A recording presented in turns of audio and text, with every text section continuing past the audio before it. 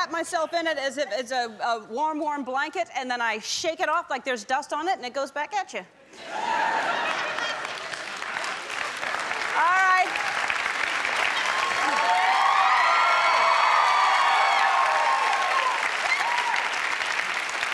Oh, okay. So, hey, lately, as of recent, as of late, I've been very open with all of you. Obviously, I'm not afraid to share my feelings, and today I'm going to confess something to you. I have a phobia, and I'm not going to cry, don't worry. And I have a fear, and this fear is I have a fear of running out of gas. And what it is when I was growing up, my dad only kept $1 worth of gas in the tank. It was very low all the time. And so as a grown-up now, I keep my tank filled all the way to the top, always.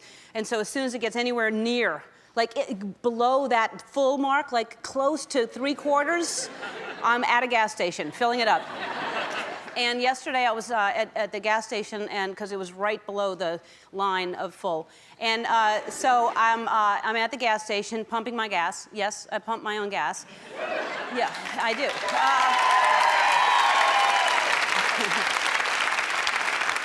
I don't floss my teeth, but I do. I have someone else do that. So anyway, so I'm at the tank, and I put the card in, and I hear a man's voice as I'm starting a man's voice, "Welcome to Shell."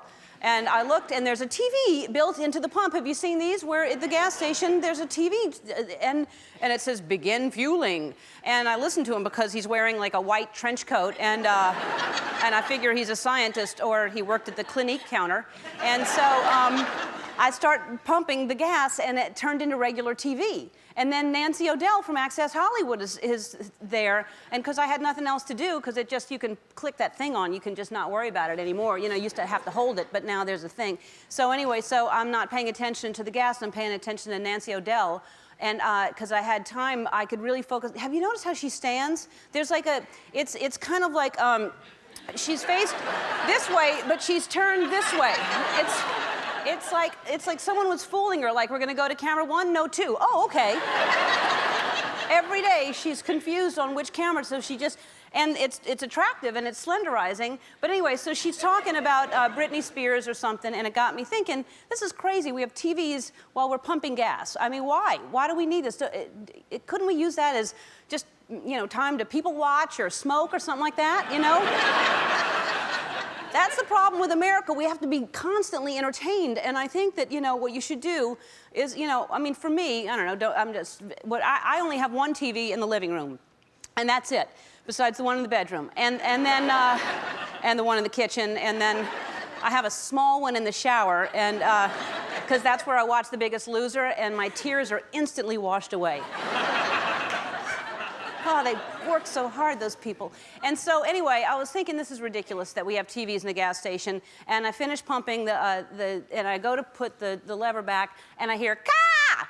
And it's not just it's "Ka!" It's me. And I turn around like my long lost sister, like, "What?" Like that. And then I was on TV, and I was like, "What?" And then I was like, "What?" And it's like, "What?" Like back and forth, And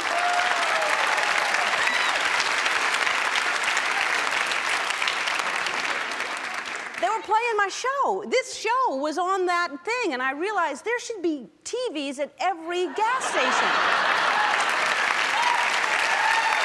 Right?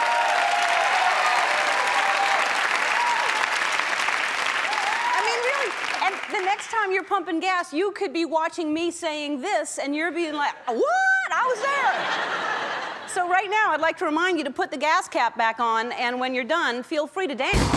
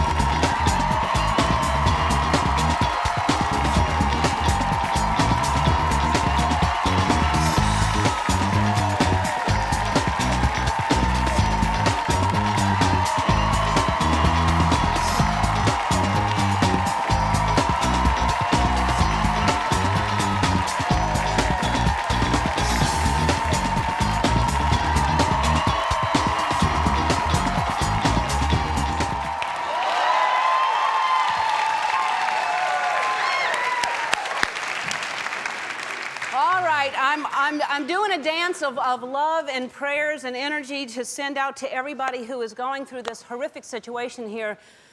Stryker, the fires are still... Oh, you're standing like Nancy O'Dell right now. Yes. Yeah. I've been doing this.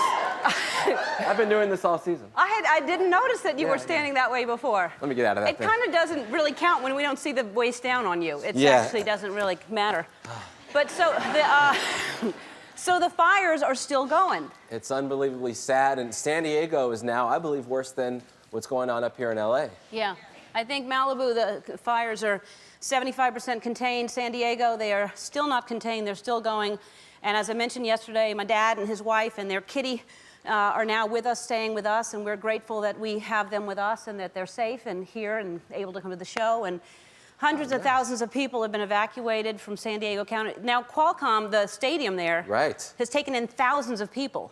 And apparently they're actually doing a really good job down there, and people are being civil, and it's going pretty well for what exactly is going on around the stadium. But I can't imagine. I'm seeing these, you know, there's babies, there's toddlers, there's all these children in the stadium. And what I propose, and I want someone to get on the phone right now, I want us to do the show there. I want to go tomorrow, if we can, and do the show at Qualcomm. You're on. Yep. Seriously. Oh, nice. That phone is not connected to anything, Mary. That's the wrong phone. I've seen you do that before. It actually is a fake phone. No, there's Ed. Ed's right there. Seriously, if we can, let me know. By the end of the show, I'd like to announce that we're going to be there because these poor people are in a stadium, and I want to make them feel good and bring music and bring guests and stuff like that. Absolutely. All right, so... That'll be fun. Yes. That's what I'd want if I was in a stadium. I'd want some entertainment. Little Ellen DeGeneres in San Diego. A little bit, bring a little what? All right, I talk about, you know, we have good shows every single day, but this is, you know, this is ridiculous, this show. Top-notch and right up my alley. Yeah, I like him a lot. You watch The Office? I like The Office. I love Anchorman. I love everything he's done. He's 40-year-old virgin is so good. Hilarious. Steve Carell is here today.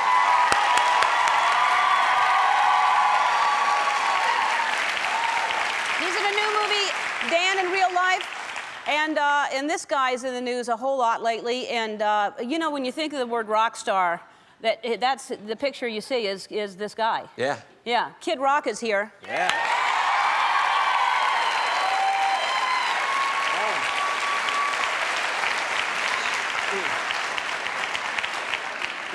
He's got the #1 album in the country right now. I know, and it's good. I mean, I love it. And there's a song he's singing. I was at rehearsal today. I love this song, and he's singing this song called Amen from his new album, Rock and Roll Jesus. It's the #1 album, 2 weeks in a row, I think. Yeah, he's doing great. And I'm thinking of starting a fight with him.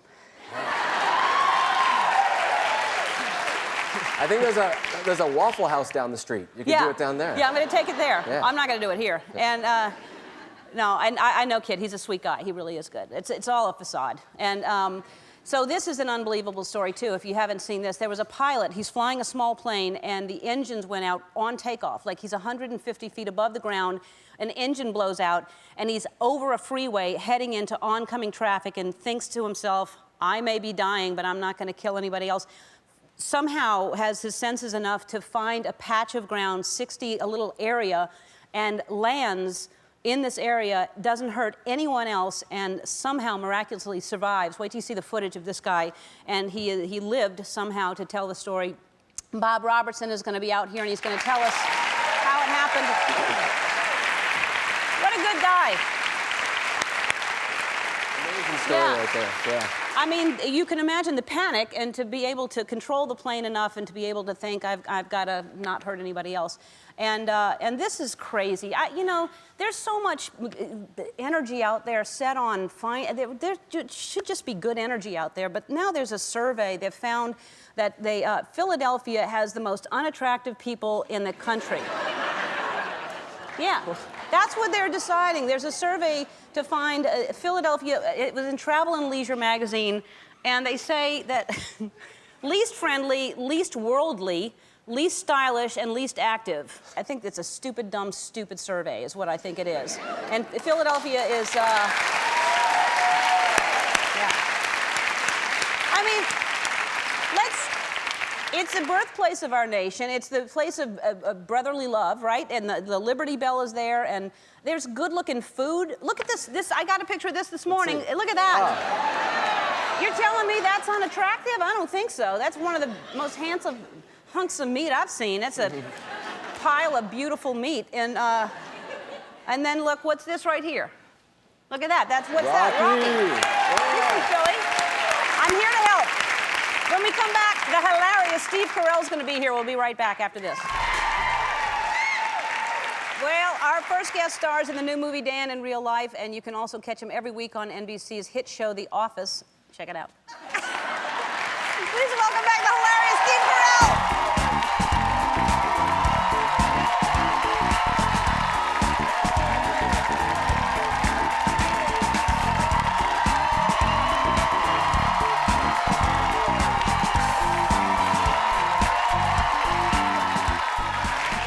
$600 is what you just made for breast cancer. Thank you very much. Oh, my pleasure. Yeah. All right, so congratulations. Once again, you were nominated for an Emmy for The Office. And I won! Well... Yes, I did! No, I went up! No, you didn't win. No, I won! No, you went up on stage, but you didn't really win. Really? Yeah. They called someone else's name, I think. Oh. Yeah, who was it? I feel stupid. Yeah. Ricky Gervais won. Yes, and I accepted on his behalf. Now, was that spontaneous? You just ran on stage? I had no idea. Yeah. He wasn't there and you just thought, I'm running on stage? Yeah, Jon Stewart just said, and now we present it to our friend Steve Carell. So I just thought, okay, well, let's do this. Yeah. I think the rule should be, if you don't show up, first person on stage gets it. I agree. Either way, first person. So, congratulations for this, though. I think we just notified you backstage. This is a real thing. You were voted the 13th most masculine man alive by AskMen.com. Yeah, I just heard that. Very, very exciting. Would you like to an acceptance speech right now? Well, I just want to say it's very deserved, for one thing. It doesn't really surprise me because I've positioned myself as sort of the epitome of masculinity. Right. And it's taken a number of years for people to understand how masculine I am. Yeah. And apparently it has nothing to do with sexiness or attractiveness. No. Clearly. No. But it's masculinity. And I think I exude a masculine charm. No, it's absolutely to be 13th, because number 12 was Richard Simmons. And so for you to go in the company, I mean, that's just an honor. You know what? Just to be in that company truly is. All right, how in the world? I mean, I think people, you have this thing about you that we're laughing at you before you even open your mouth, just because you're hilarious, and we know that, just that. So how can people work with you on The Office every week? Your castmates must be like... It is so difficult for them because I keep everyone in stitches. And there's one guy on the set that's really fun to make laugh, and that's John Krasinski. Because once he starts to go, and really anybody can make him laugh. And usually it involves, and anyone can do this, it's not just me. If you pretend you're vomiting, or pretend you're crying, or simultaneously, if you cry and vomit, something inside of him, he just goes. How can you be able to do that? Is it just when the camera's on him and you're not on camera? Yeah, or if it's part of the scene. If part of the scene calls for you to vomit and cry. How often is that? Once every other show. You have to vomit and cry. Give me an example of that, like a laughing... The vomit and cry thing? Okay, that would be, it basically means you're crying so hard that you're making yourself sick to your stomach and you're going to vomit. So it's something like this.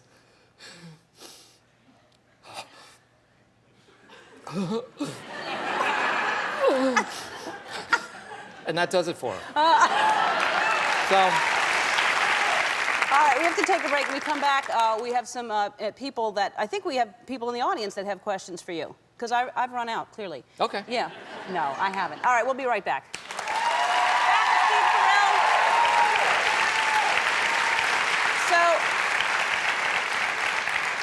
So, you play an advice columnist in... I do. I lived with advice columnists for 7 months before I did this movie. You really do your research. That's really great. No, I didn't. But yes, I do play an advice columnist. So do you feel after playing that that role that you have advice now to offer people? Yes, I do. Great. All right. Well, Katrina Malcor, is that right? Katrina Malcor? Yes. Hi, Yeah. from Green Bay, Wisconsin. Katrina, do you have a question that Steve can help you with? Sure. My husband has a rather unusual job. He's a mortician, so his it's kind of time-consuming and takes a lot of time away from the family. And I was just wondering how you think I can get him to spend more time with me than with dead people. Well, first, drink a healthy dose of formaldehyde. Because essentially what he is lacking in you is the scent, is the smell. So if you use it as cologne, if you bathe in it, if you have candles made out of formaldehyde, a little romance might ensue from that. So I would say formaldehyde is All the right. answer. Wow. Very clever. It's been great for me. Yeah. Oh. Is that something? I thought I smelled something. It is formaldehyde-y. Yeah, that's great. Eau de pale. All right, and Mindy Lindstrom from Loves Park, Illinois. Yes. Hi, Mindy. How you doing? How are you? Good. All right. What is your problem? I have a boyfriend. We've been dating for about a year and a half, and he is really messy, and I'm OCD about cleanliness, so I was wondering how you could help. What I think you should do is just split the house down the middle, and your side is very, very clean, and just allow his side to get increasingly more and more messy. And so you have your pristine, clean side, he has his incredibly stinky, piggy side, and then you leave him and find a different boyfriend. So he's just stuck in a house that's half and half, and he doesn't know what to do with it. I think that was good advice. Really? Yeah, that was the only one that I would take, actually. Just to let him see the difference. There's got to be, like, he's got to see that there's another way to live. Yes. Yes, that's not easy when you want to be clean and someone's messy. You know, Exactly. for both of you, really. All right, well, Dan in Real Life is getting great reviews, so congratulations. Thanks. And love having you here. Thanks.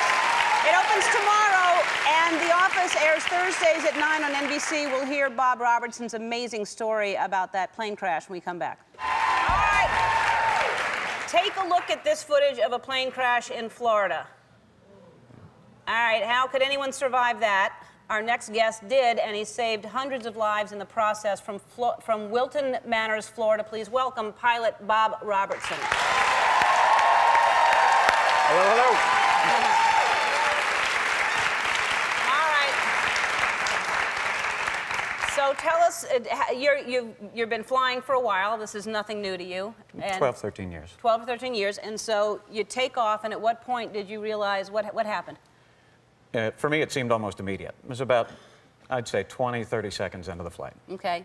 And then all of a sudden, my number two, my right engine, just went silent, and the airplane started to careen to the right. And then it all came into focus for me. All right, and then it came into focus, meaning what? Like, I can't land this because you were over a freeway, right? I didn't know immediately. What I did was I went through, my training all kicked in, and I went through and I just shut down the engine, shut down the fuel to the engine, and got it squared away. And then I realized that no matter what I did, it was still sinking 250, 300 feet a minute. So Oh, so you were, how high were you about? I was about 150, 175 feet. Oh, so you were going down like really fast. Okay. Yeah. So now you're, I mean, I can imagine panic. And, Yeah, I got a nice ice pit in my stomach. And how did you keep it together to not only fly the plane, but then to look for, what were you doing, looking for a place to? Yeah, basically, I was in kind of what we call the coffin corner. I'm slow and I'm low. I'd just taken off, full of fuel, and I couldn't turn around. I was too low to turn around. So basically, I've got what's in my periphery and what's ahead of me to land. And being right in the middle of downtown Fort Lauderdale, basically, I've got buildings and cars and people and kind of a big mess. So you thought for sure you were going to die. Yeah, I actually knew I was going to die. So you found that piece of grass between that freeway to land the plane. Yeah, I just the far corner of my eye, I just caught a little patch of green about the size of a postage stamp, and I can't believe you missed all those cars. And then, look at this picture. What are you thinking right here? You're sitting there. I did a pretty good job on that airplane, didn't I? All right. Now, you're sitting there because you couldn't move, no one could get to you because there's fuel everywhere. Fuel and hydraulic fluid and oil. I'm basically in a big pool of it all around me. So were you aware? Were you dazed? Did you know what happened at that point? It was kind of strange. When I came to, I got right back into the picture. I knew exactly what had happened, and you know, I looked around and I kind of knew the breadth of my injuries, and I knew exactly what I'd done. And basically, I just started kind of a mental checklist. I checked to make sure that my head was still in one piece, and I had some glass and metal to deal with here, and I wasn't picking my nose. So you had glass and metal in your nose, you'd broken your nose, Yeah. and the scar on your head, your skull had sort of been opened up a little bit. Yeah, I had a lot of lacerations here, broke my nose, broke both bones in my arm, and that was kind of doing this deal. And then broke. And then I had a severe compound fracture in my ankle. Mm-hmm. And were you feeling any pain at all? And my knee. Yeah, you look kind of banged up. Yeah, I've got new holes in everything. Yeah. Well, were you in pain, or do you have shock just running through your body, and you're just sitting in the middle of a freeway? Thank God for shock. I didn't feel a thing really till I got to the hospital, and then they put me under for 3 days. Put you into an induced coma for 3 days. Yeah. All right, and so you had a girlfriend at the time who is now, it changes your life when you think you're going to die, right? Absolutely. And Yeah, you're now it brought a lot of things into focus, and kind of within the period of the same few hours. Really? Yeah. And so your girlfriend's in the audience. You're engaged now. Congratulations. Pamela?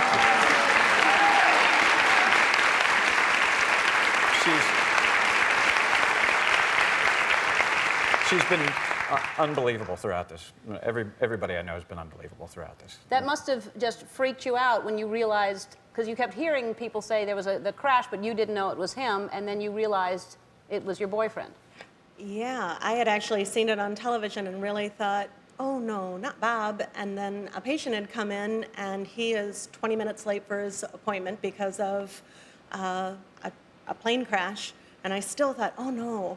And then I got a phone call and went straight to the hospital. Wow. And it's probably scary to look at him like that too, because when you saw him, I'm sure that freaked you out a little bit. Yeah, I think it was shocking. Everybody in the emergency room was amazing, absolutely amazing. Wow. Well, like I said, it shows you, it kind of puts things in perspective, and you're engaged now. And when you heal, you're going to want to go on a honeymoon, I hope. Absolutely. We're thinking Paris. All right. Well, then Paris it is. You're going to go. TravelWizard.com, the #1 source for luxury vacations, is giving you guys a trip to Paris. It includes round-trip airfare, 5 nights at a beautiful hotel located near the Eiffel Tower. Wow. Thank you so much. I think you're going to drive there, I'm pretty sure. All right. Well, congratulations to both of you for getting married and finding each other and having each other. And this is just a miracle. It's amazing. Shows you that anything can happen. Absolutely. Thanks for being here. You're welcome. We'll be back with Kid Rock after this.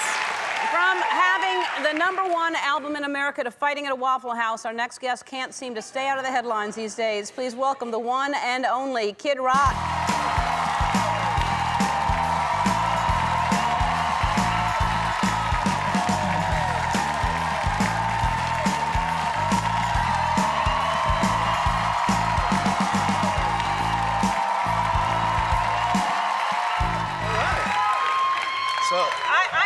I knew you were gonna. So can I start? I know you've had quite the week. So on my travels touring, I got you a souvenir, a little gift to cheer you up a little bit. Oh, you're sweet. Thank you so much.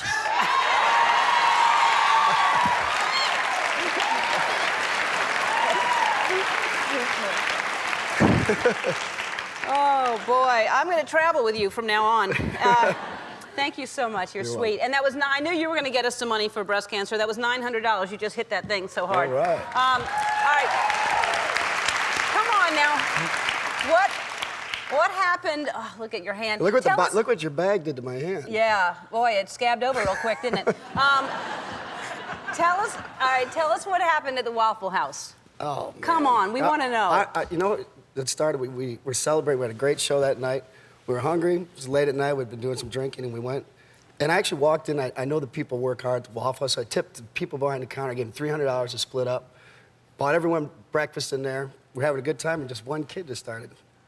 And at one point, I was like, you know, hey, it's cool. I'm going to buy your breakfast. Don't worry about it, you know.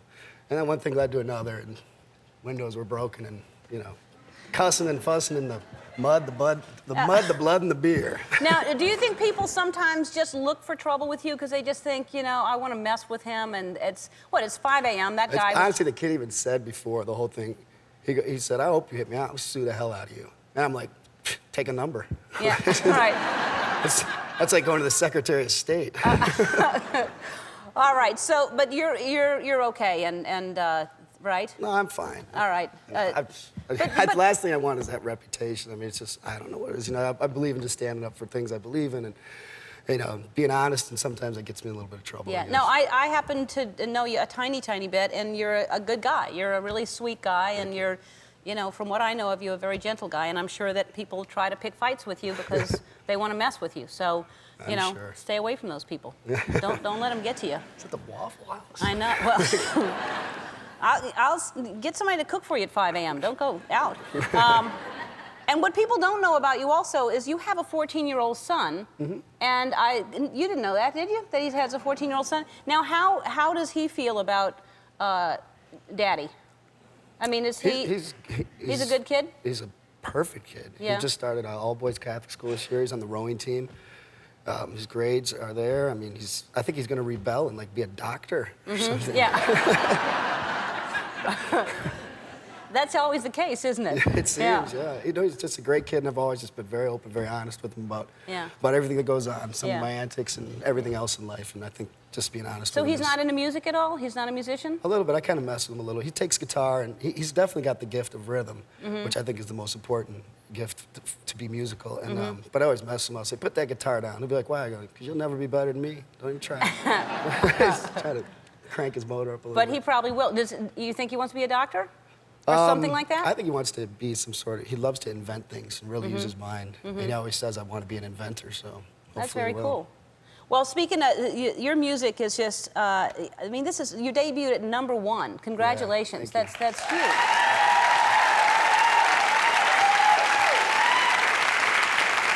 And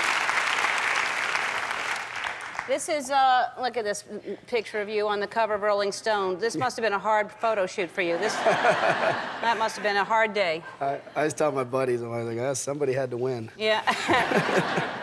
All right, and what's going on now? You're hanging out with Paris a lot, too. There's pictures of you in Paris everywhere. Are you just friends? No, it's just if she came to the show in Toronto. We have mutual friends, and we've hung out before. It's just, she's just one of those people. If you're around her, you're immediately dating her, and there's all sorts of, she's got 100 photographers that follow her, and right. There's some things that I necessarily don't agree that I see that she does, or other people that I'm friends with, but I never.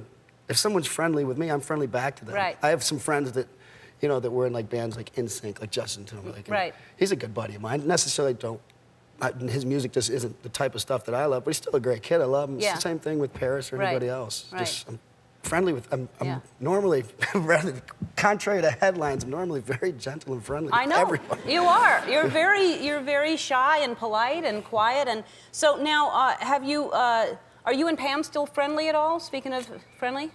Not really. I don't think we're unfriendly, but Did you send a wedding gift to her? No. No? I'm still waiting to get my ring back.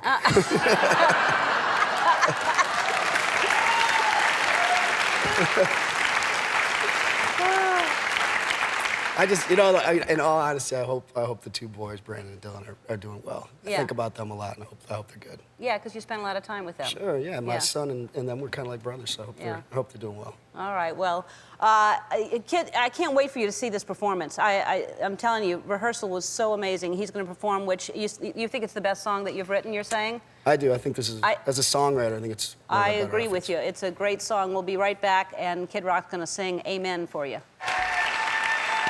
In honor of Breast Cancer Awareness Month, our guests have been coming out and hitting the special pink speed bag to raise money for Ellen for the Cure campaign. Every time the bag goes back and forth, our friends at Dockers are giving us $100.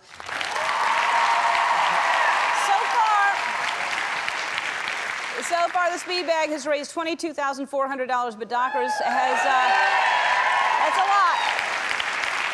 But Dockers has generously rounded that total up to $100,000.